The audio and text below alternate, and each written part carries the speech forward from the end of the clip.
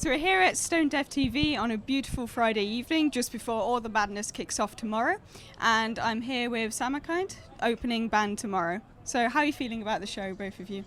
Fantastic. It's absolutely amazing to be here. The weather's stunning.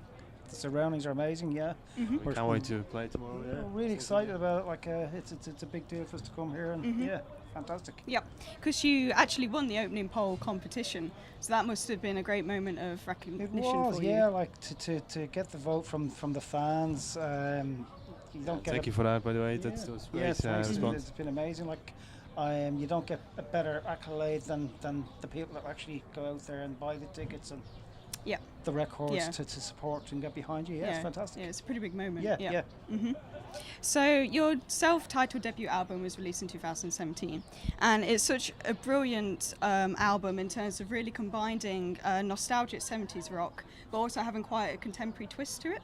So I was wondering whether this was a conscious decision whilst you were in the studio, or did this just flow naturally? It just happened, basically. Yeah. We kind of, when we were writing the album, we just more or less wanted to make a record that we would listen to, that we were into. Same influences, very similar yeah. influences to it. And Yeah.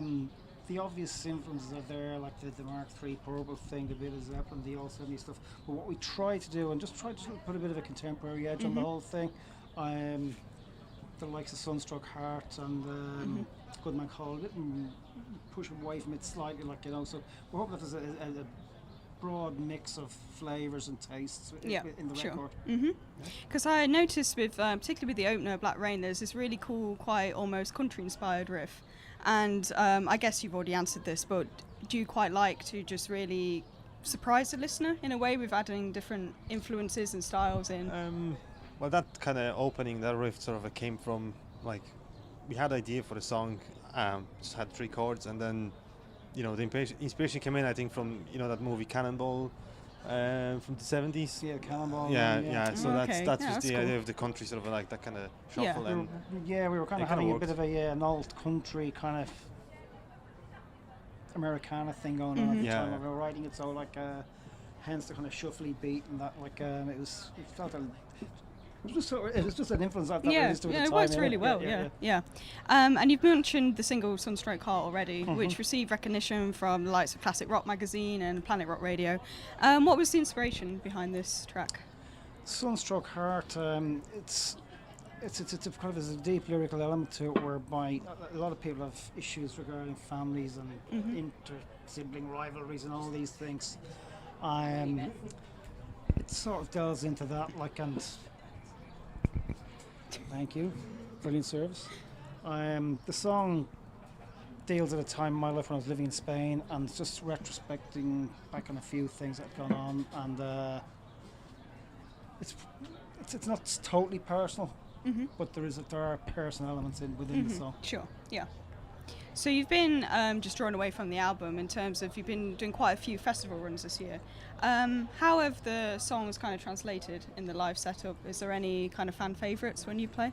I think a lot of people like Good Man's Call. They like Through That Door, Sunstroke, I'd say.